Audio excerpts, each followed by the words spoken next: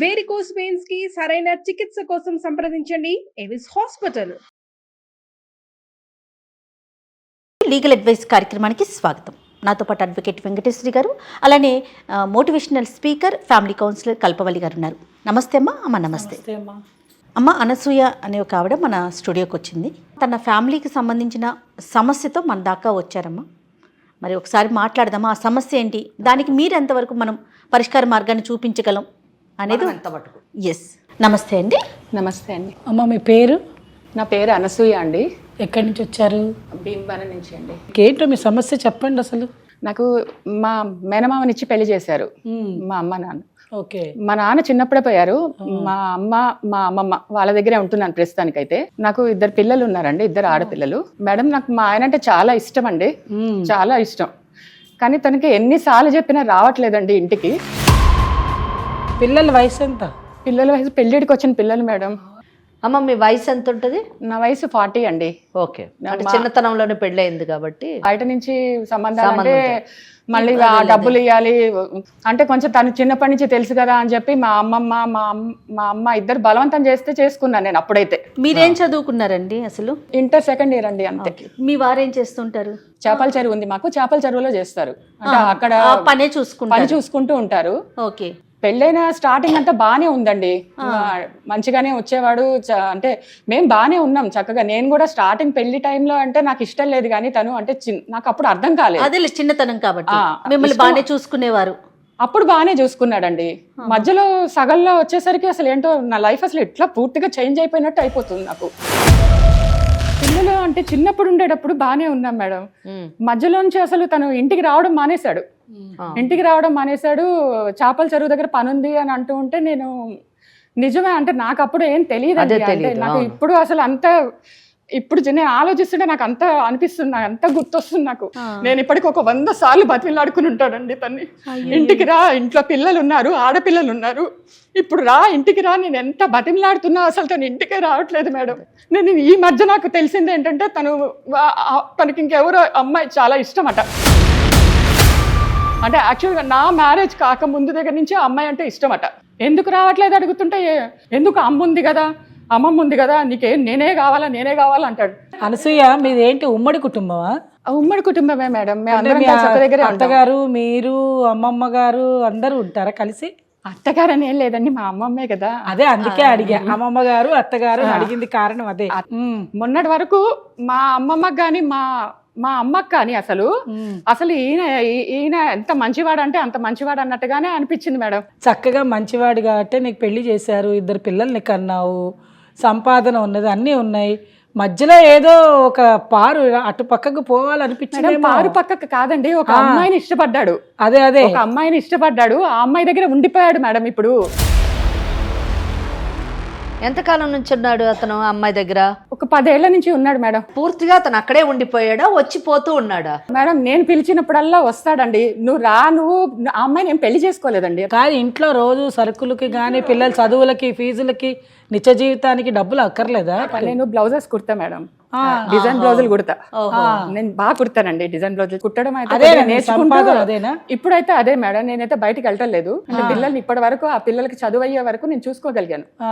కానీ ఇప్పుడు పెళ్ళిడు వచ్చిన టైంకి నేను ఇప్పుడు మీ దగ్గరికి రావడానికి ఏంటంటే ఒకటే మేడం, నాకు ఫస్ట్ అయితే ఆయన కావాలండి, ప్లీజ్ అండి, కావాలి మేడం. సో 10 ఏళ్ల నుంచి మరి రాని అతన్ని మీ బంధువులు కానివ్వండి, లేదా మీ కుల పెద్దలు కానివ్వండి, ఇంకెవరైనా కానీ ఎందుకు రావట్లేదు, ఆ అమ్మాయిని బెదిరించడం కానీ లేదా ఎందుకు రావట్లేదని నేను ప్రశ్నించడం కానీ జరిగిందా?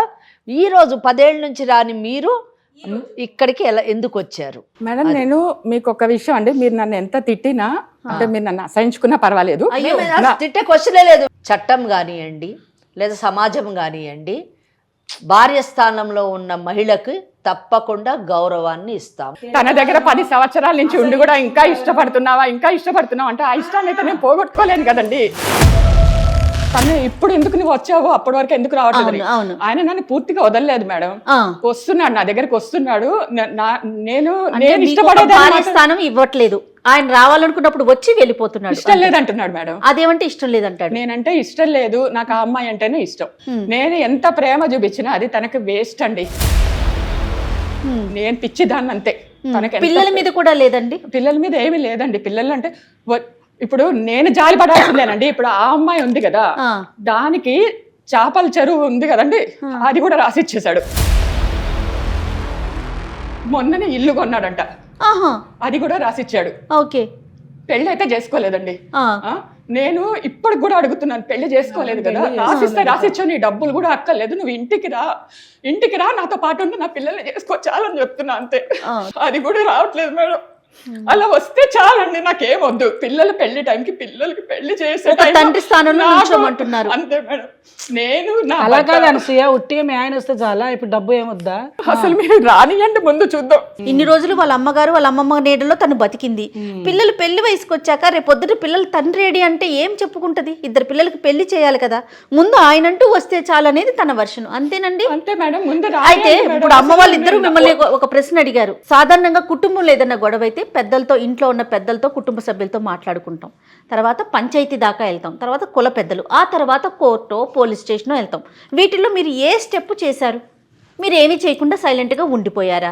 సైలెంట్గా ఉండిపోవడం అంటే ఒకటి మేడం, నాకు తనకి ఎవరైనా ఏమన్నా అన్నా, లేకపోతే తనతో ఏదైనా ప్రాబ్లం అయినా మళ్ళీ బయట ఏమైనా ఇబ్బంది అవుతుందేమో అని భయం, అందరికి తెలిసిపోతుందని భయం అండి. పెళ్ళి అయిన తర్వాత నాకు నువ్వంటే ఇష్టం లేదు, మీ అమ్మ బలవంతంతోనే చేసుకున్నాను నేను. నాకైతే ఆ అమ్మాయి అంటేనే ఇష్టము. మా అమ్మ బలవంతం చేసుకున్నాను, నేను అక్క బలవంతనే చేసుకుంటున్నాను, నేను నాకైతే ఇష్టం లేదు అని మీరు ఇష్టం లేదు. మరి పిల్లల్ని ఎలా పెంచి పోషించాలి? దానికి సంబంధించి ఏమన్నా డబ్బులు ఇచ్చేవాడా మీకు? నెల సరే ఇదిగో ఇంట్లో ఖర్చులకి ఇది వాడు, పిల్లల ఫీజులకి, లేకపోతే పిల్లల బట్టలు అట్లా ఏమైనా చూసుకునేవాడు? ఆయనదే కుక్క బతుకండి, ఆయనదే కుక్క బతుకు. అది డబ్బులు తీసుకొని, చేపల చెరువు తీసుకొని ఆయననే అస్సలు చూడదు. నేను చెప్తున్నాను, అస్సలు చూడదు. ఇంకా ఆయన మీద జాలేసి నేనే ఇంటికి పిలుస్తున్నాను. ఇంటికి నాకు ఎట్లా ఉందంటే మేడం, నాకు ఆయన మీద జాలి ఉంది, నా దగ్గర రావాలని ఉంది, నా పిల్లల్ని చూడాలని ఉంది. కనీసం ఇప్పటికి వచ్చిన తర్వాత ఆయన నాతో కలిస్తే కదా మేడం ఆమె గురించి ఏదైనా నేను చేసేది. ఆమె దగ్గర డబ్బులు తీసుకోవడం కానీ అసలు వే ఆఫ్ థింకింగ్ తనకి లేదండి. సరేనండి, మరి ఇప్పుడు అతను వస్తాడు, పెళ్లి చేయాలంటే ఎట్లా? నాకు అదే అర్థం కావట్లేదు. మీరే ఆ అమ్మాయి దగ్గర నుంచి ఇప్పియాలండి, నేను అందుకే అడుగుతున్నాను. ఇప్పుడు ఆ అమ్మాయి దగ్గర నుంచి డబ్బులు ఇప్పించాలి, ఆమె భర్తను కూడా ఇప్పించాలి. కానీ ఆ భర్త పెళ్లి చేసుకోలేదంటున్నారు కాబట్టి అసలు అక్కడ పెళ్లి అనే మాట లేదమ్మా. నా పాయింట్ ఏంటంటే, సరే తనతో మాట్లాడో ఏదన్నా చేసి తీసుకొస్తాం, మరి ఆస్తి అయితే రాకపోవచ్చేమో, మరి అలాంటప్పుడు ఎట్లా పరిస్థితి? అయినా పర్వాలేదా మీకు? మేడం నేను ఆస్తి వరకు అసలు నేను ఆలోచించలేదండి. ఆయన ముందు వస్తే నేను అట్లా మీరు ఇప్పించండి, మీరు ఇప్పియండి మేడం, ఆమె దగ్గర ఆస్తి మీరు ఇప్పియండి. ఇక్కడ ఇంకొక విషయం ఏంటంటే, వాళ్ళ అమ్మున్నారు, మరి వాళ్ళతో ఎంతవరకు మాట్లాడిచ్చారో ఏంటో. మేనమామనే పెళ్లి చేసుకుంది, తన భర్త తనకు కావాలంటుంది కనుక ఇక్కడ ఏంటంటే మనం చేయాల్సింది ఫస్ట్ మనం అతనితో కూడా మాట్లాడాలి. ఇక్కడ ఒకటండి మనం అర్థం చేసుకోవాల్సింది ఏంటంటే, మనము అనసూయ మాట్లాడుతున్నప్పుడు మనం చూస్తుంటే ఆమె చాలా ఎమోషనల్ ట్రామాకి గురయ్యి ఉంది. అందుకే ఈరోజు మన ముందు నిలబడి ఆమె ఏమి కావాలి అని అడగడం కూడా చెప్పలేనటువంటి పరిస్థితిలో ఉంది. పదే ఆమె ఏమంటుంది, నా భర్తను నాకు ఇస్తే చాలు, నా భర్తను నాకు ఇస్తే చాలు. ఇక్కడ ఎవరండి యాక్చువల్గా హూ ఇస్ ద కల్ప్రిట్స్? నిజంగా ఈమె చెప్పింది కరెక్ట్ అయితే ఈ కేసులోని కల్ప్రిట్స్ పెద్దవాళ్ళు, వాళ్ళ అమ్మ, వాళ్ళ అమ్మమ్మ, ఈమె తరఫు వాళ్ళు, ఆమె తరఫు వాళ్ళు. ఆదినారాయణ గారి మనసు తెలుసుకోకుండా మేనగోడలనిచ్చి పెళ్లి చేయటం, అదేదో ముందే తెలుసుకొని ఆయనకి ఏమంటే ఇష్టం లేదు, ఎవరో ఒక లేడీ అంటే ఇష్టం ఉంది అని ఆయన ఆమెకి ఇచ్చి చేస్తుంటే బాగుండేది. అప్పుడు దీనివల్ల ఎంతమంది విక్టిమ్స్ అయ్యారండి? ఆల్మోస్ట్ 6 people విక్టిమ్స్ అయ్యారు. కనుక ఇక్కడ Adinarayanarao is a victim, Anasuya is a victim, ఆ second lady is a victim. ఎందుకంటే స్టేటస్ లేదు ఆమెకి. ఈమె 2 పిల్లలు విక్టిమ్, 5, ఆమెకు పుట్టినటువంటి కూతురు విక్టిమ్. 6 మంది విక్టిమ్స్ అయ్యారు. వీళ్ళందరినీ చూస్తూ ఈ 6 మందిని చూసి వాళ్ళమ్మా నాన్న, వీళ్ళమ్మా నాన్న, అమ్మమ్మలు వీళ్ళందరూ కూడా విక్టిమ్స్. సో ఇటువంటి ట్రామాటిక్ సిచ్యువేషన్కి మన యొక్క నిర్ణయాలు, మన యొక్క మానసిక పరిస్థితులు ఇవన్నీ కూడా కారణభూతం అవుతూ ఉంటాయి. ఎలాగ ఈ సమస్య నుంచి బయటపడాలి అన్న విషయాన్ని ఆదినారాయణరావు గారితో మాట్లాడాలి. రైట్, మాట్లాడదామంటావమ్మా? ఫోన్ ఎత్తుతాడో లేదో కూడా తెలియదండి. మీరు మీ చెయ్యి గడగడ వణుకుతుంది, మీరు ఏం భయపడద్దు, మీరు చాలా టెన్షన్లో ఉన్నారు, మీరేం టెన్షన్ పెట్టుకోవద్దు. రావడం అయితే వచ్చారు కదా, చాలా సామరస్యంగా ఏ గొడవలు లేకుండా పరిష్కరిస్తాం, మీరేం వరీ కాకండి.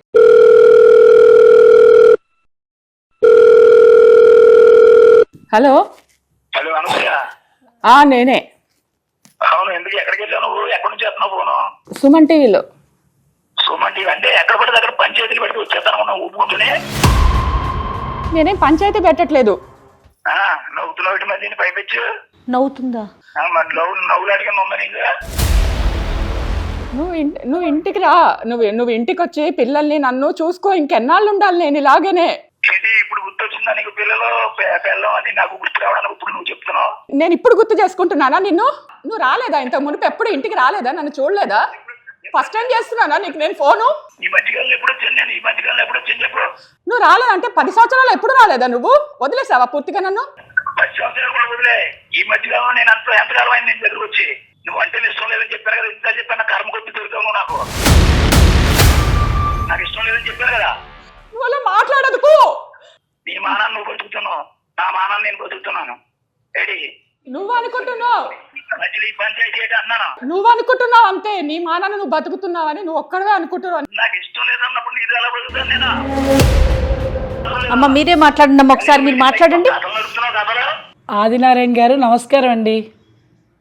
నమస్కారం. మీరెవరో మధ్యలో దూరారు? ఇక్కడ మధ్యలో ఏం దూరం లేదండి. కొంచెం భాష సరిగ్గా మాట్లాడండి. ఒక 2 నిమిషాలు నా మాట వింటే మీరే నాతో దానికి నాకు మధ్య జరుగుతున్న వ్యవహారం ఇది. మధ్యలో మీరు వచ్చి ఏం చేస్తారు చెప్పండి. ఇప్పుడు ఆవిడ ఇక్కడికి లీగల్ అడ్వైస్ ప్రోగ్రామ్ దగ్గరికి వచ్చింది ఆవిడ. మీరేమో ఏగలో నాకు తెలియవండి. దానికి ఫోన్ లీగలో ఈగలో తెలియదో తెలుసో తర్వాత చూద్దాం గాని, పెళ్లి చేసుకున్న తర్వాత నువ్వెవరు, నువ్వంటే నాకు ఇష్టం లేదు, నేను వదిలేస్తానని ఆడవాళ్ళని అంటే ఎవ్వరూ ఒప్పుకోరు. మీరు పెళ్లి చేసుకున్నారా చేసుకోలేదు? ఆవిడ ఒక మాట చెప్పండి నాకు. పెళ్లి చేసుకున్నాను, కానీ ఏ పరిస్థితుల్లో చేసుకున్నాను పెళ్లి? మీకు పరిస్థితులతోటి సంబంధం లేదండి. పెళ్లి చేసేసుకున్న తర్వాత మీరిద్దరు భార్యాభర్తలు, పిల్లలు మీకు 2 పిల్లలు పుట్టారు. అవును. కాబట్టి పిల్లలు పుట్టిన తర్వాత మీ భార్యని మీ పిల్లల్ని చూసుకోవాల్సిన బాధ్యత మీదే. ఇష్టం లేదు అని చెప్పి వదిలేసే విధానం మన దగ్గర లేదు. మీరెవరో చట్టరూపంగా డైవర్స్ తీసుకున్నారా? నాకేమన్నదంటే నా పరిస్థితి బాగోలేదు, రక్తం పంచి పుట్టినోడు నువ్వు, అవును నువ్వు దీన్ని చేసుకోరా బలవంతంగా వాటికి నా రోజే చెప్పాను. నేను నాకు ఇష్టం లేదు, నేను చేసుకోను అని చెప్పాను దానికి. అయినా మరి చేసుకున్నారుగా, అయినా కాపురం చేశారుగా. కాపురం చేశాక పిల్లలు పుట్టారు. మరి పిల్లలు పుట్టినప్పుడు ఇవన్నీ జరిగినప్పుడు మీరు బాధ్యత వహించాల్సిన అవసరం ఉన్నది. పెళ్లి చేసుకున్న పుడతారు, పెళ్లి చేసుకోకపోయినా పుడతారు. పిల్లలు కూడా మధ్యలో లాక్కండి గొడవలేండి నాకు. ఆవిడ డైవర్స్ తీసుకొని వదిలేసారా? లేదు కదా. అవును, అది ఒప్పుకుంటలేదు కదా. అది ఒప్పుకున్నప్పుడు నా మాన నాకు ఆవిడ వద్దని అంటలేదు, నా భర్త కావాల్సిందే అని అడుగుతున్నారు. ఆవిడ అనుకుంటే అయిపోదండి. నేను అనుకోవాలి కదా. ఆవిడ అనుకుంటే అయిపోదు. నాకు ఇష్టం లేదని చెప్తున్నాను కదా. ఆయన అసలు మాటలు వినే ధోరణే లేదు. మీకు వినని బుద్ధి కావట్లేదేమో. చట్టం ఏం చెప్తుందో ఒక్కసారి వినండి. చట్టం చెప్తే అప్పుడు మీకు అర్థం అవుతుంది. ఆదినారాయణరావు గారు, హలో, ఎవరైనా మాట్లాడేది? నేను లాయర్ వెంకటేశ్వర్ని మాట్లాడుతున్నాను. ఓకే లాయర్ గారు, చెప్పండి మేడం. ఒక 2 నిమిషాలు ఫస్ట్ మీరు కొంచెం వినండి. ఎందుకంటే మీ గురించి అనసూయ చెప్పినప్పుడు నాకు నిజంగా మీ మీద చాలా గౌరవంతోనే నేను మీతో మాట్లాడాలనుకున్నాను. నేను గౌరవంగానే మాట్లాడతాను.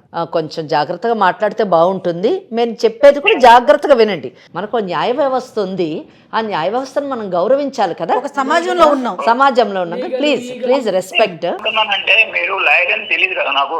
సరే, పర్వాలేదు. ఒక్కటి, ఆదినారాయణరావు గారు, నాకు ఆమె ఇష్టం లేదు, అనసూయ ఇష్టం లేదు అని చెప్తూ వచ్చారు.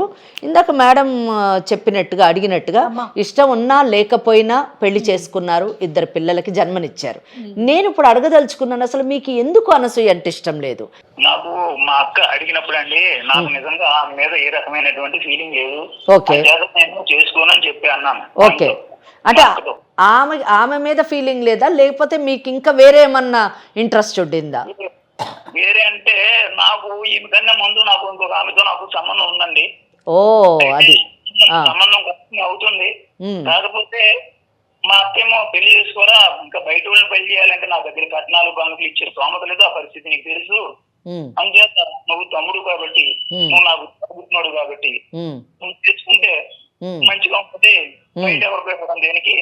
పైగా అంటే లోకు కాకులు ఆడపిల్ల ఇంట్లో పెట్టుకుని బాధపడితే లోకులేమో కాకులాగా మాటలు ఉంటారు.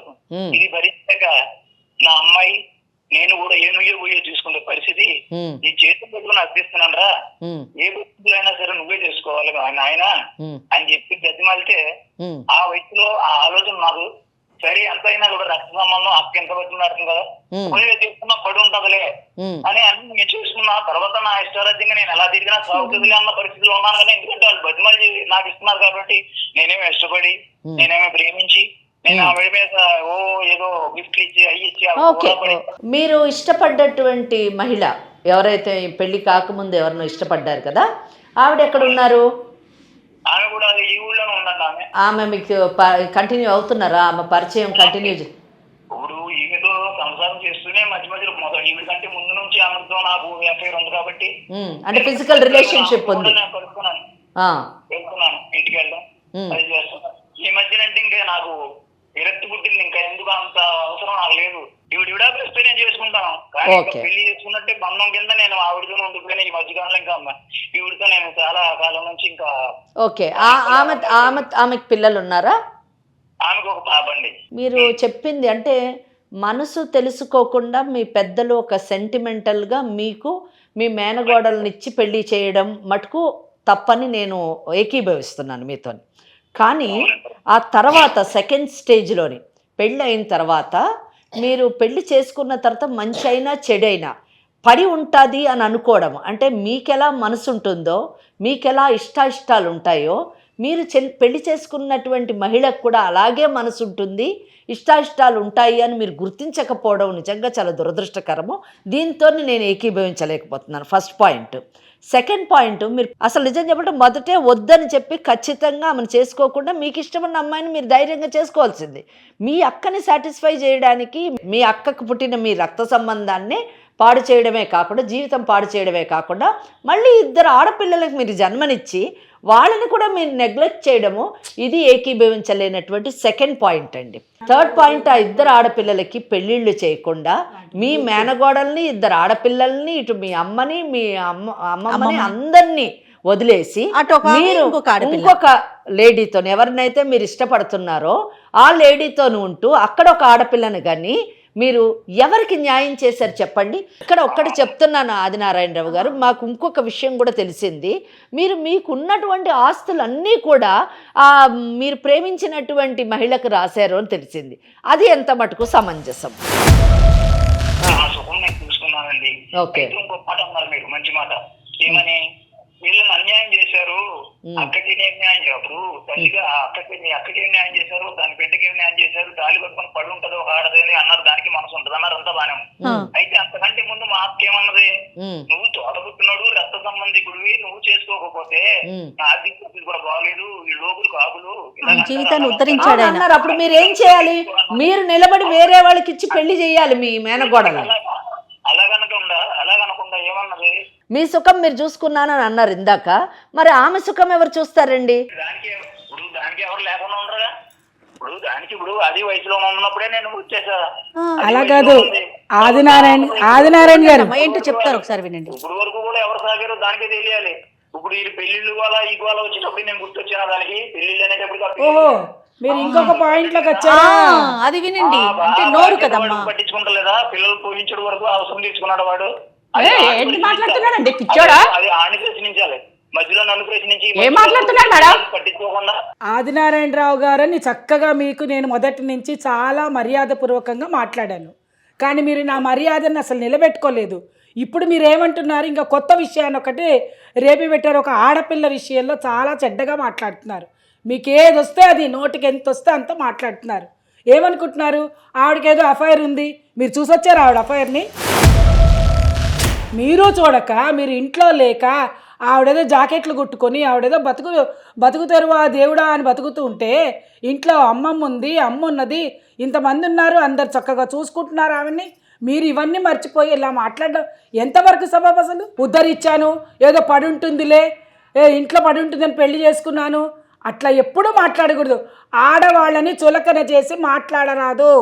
నీకు ఇష్టం లేకపోతే ఇష్టం లేదమ్మా, నేను పెళ్లి చేసుకోలేదు, లేదు నువ్వు ఇంకొకరితో ఉండాలి అనుకుంటే ఈవిడికి డైవర్స్ ఇచ్చేదాకా ఆవిడ దగ్గరికి వెళ్ళకూడదు. ఇప్పుడు ఆవిడ జీవితం కూడా పాడు చేసావు కదా. నీ ఇష్టం వచ్చినట్టు మాట్లాడుతున్నావు, నీ ఇష్టం వచ్చినట్టు బిహేవ్ చేస్తున్నావు, ఎలా పడితే అలా మాట్లాడుతున్నావు. ఇప్పుడు ఈవిడ బతుకు ఏం కావాలి?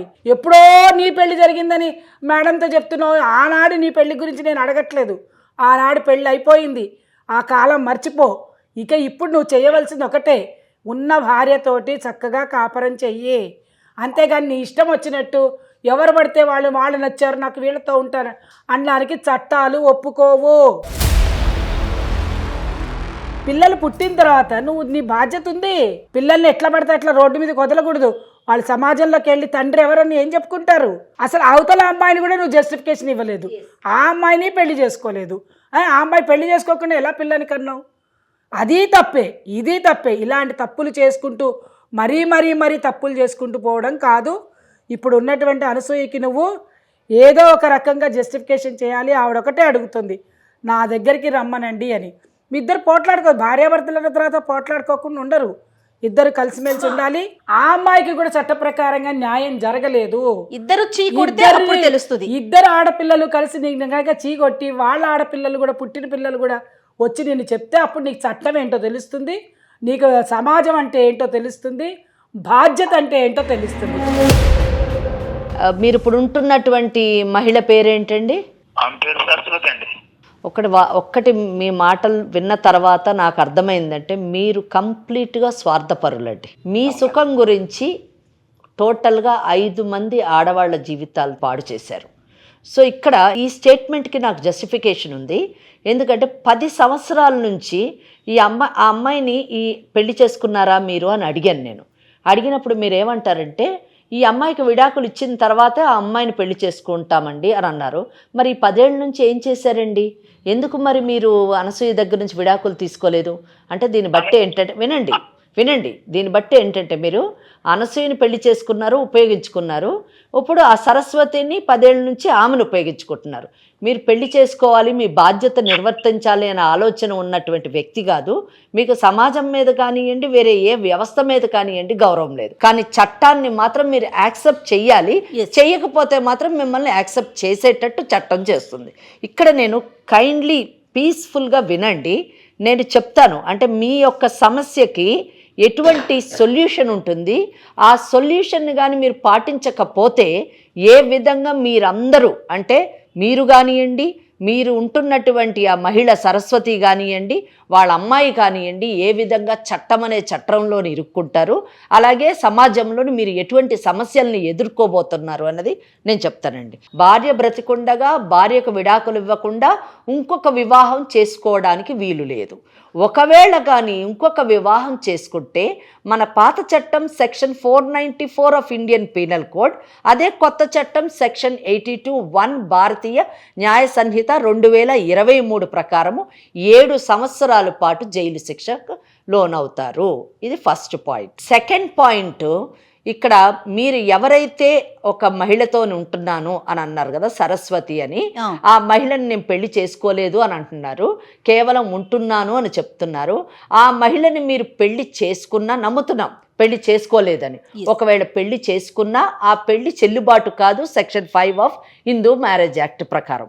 అంటే పెళ్లి చేసుకోకుండా మీరు ఆమెతో ఉన్నారు అంటే ఆమె మీకు ఏమవుతుందో మీరు అర్థం చేసుకోండి. సమాజం ఆమెను ఏమని పిలుస్తారో కూడా మీకు తెలిసి ఉంటుంది, ఎందుకంటే మీకు అన్ని విషయాలు బాగా తెలుసు కాబట్టి. ఆమెను భార్య అని మాత్రం అనరు, వేరే పదాలతోనే ఆమెను పిలవవలసినటువంటి పరిస్థితి. చట్టం మాత్రం చాలా క్లియర్గా మిస్ట్రెస్ అనేటటువంటి పదాన్ని ఉపయోగించింది. ఈమె కంటే, మీ భార్య కంటే ముందు ప్రేమించి పెళ్లి చేసుకోవాలనుకున్న మహిళకి మీరు ఇచ్చినటువంటి స్థానము ఒక మిస్ట్రెస్ అనే ప్రియురాలనే స్థానాన్ని ఇచ్చారు, కానీ భార్య అనేటటువంటి స్థానాన్ని ఇవ్వలేదు. అంటే పెళ్లి చేసుకున్న భార్యకి బాధ్యత తీసుకొని ఆమెకి గౌరవ స్థానాన్ని ఇవ్వలేదు. ప్రేమించినటువంటి అమ్మాయికి పెళ్లి చేసుకొని భార్య స్థానం ఇవ్వలేక ఆమెని గౌరవించకుండా అగౌరవపరిచారు. ఇంత కాకుండా మూడవది, పెళ్లి చేసుకున్నటువంటి భార్య ద్వారా 2 పిల్లల్ని కన్నారు, పెళ్లి చేసుకోనటువంటి మహిళ ద్వారా ప్రియురాలతోనూ ఒక కూతుర్ని కన్నారు.